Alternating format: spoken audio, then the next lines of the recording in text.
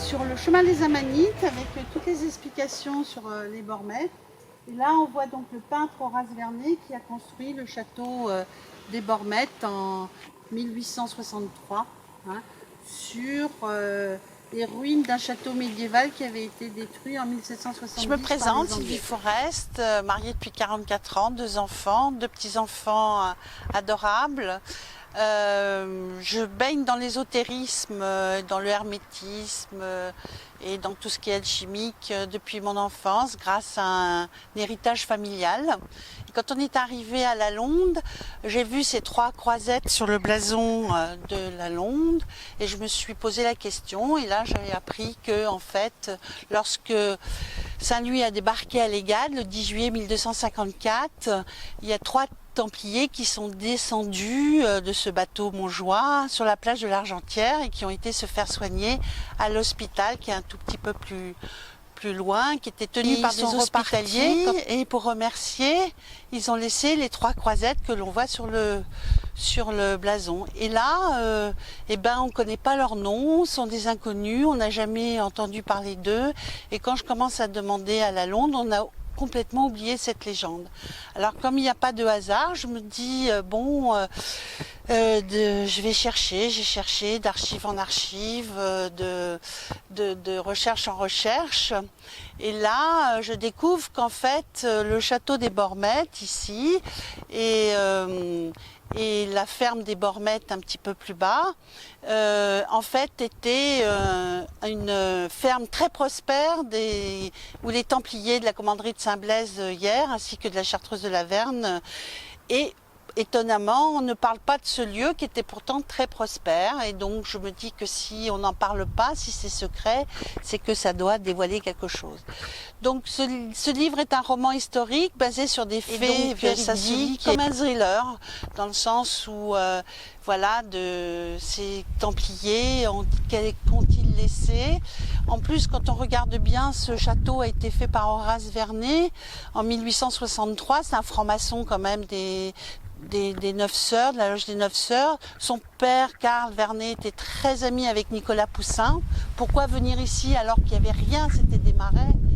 Et puis ensuite, Victor Roux, franc-maçon aussi, qui découvre de l'argent sur la plage de l'Argentière, qui creuse et qui creuse et qui creuse Valcro partout.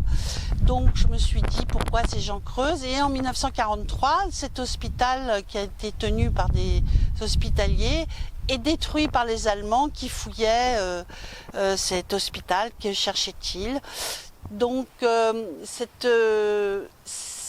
c'est peut-être un secret qui est transmis de génération en génération, de fils aîné en fils aîné.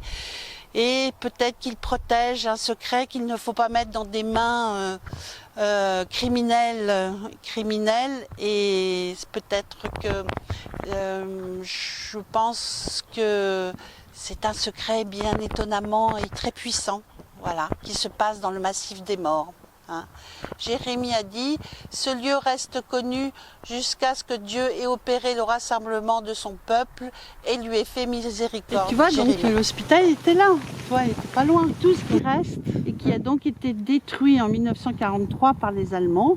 Et en fouillant, ils ont tout détruit. Et qu'est-ce qu'ils cherchaient? Donc, là, on a reconstruit cette maison, mais c'est le site où était l'hôpital. Et voici donc la ferme où les Chartreuses de la Verne ainsi que les Templiers de la commanderie de Hyères-Saint-Blaise venaient donc porter les olives, les vignes. Là, c'est la plage de l'Argentière, là où les 3 Templiers ont débarqué en sortant du bateau montjoie de Saint-Louis le 10 juillet 1254 et qui ont été donc se faire soigner par l'hôpital tenu par des hospitaliers un petit peu plus loin.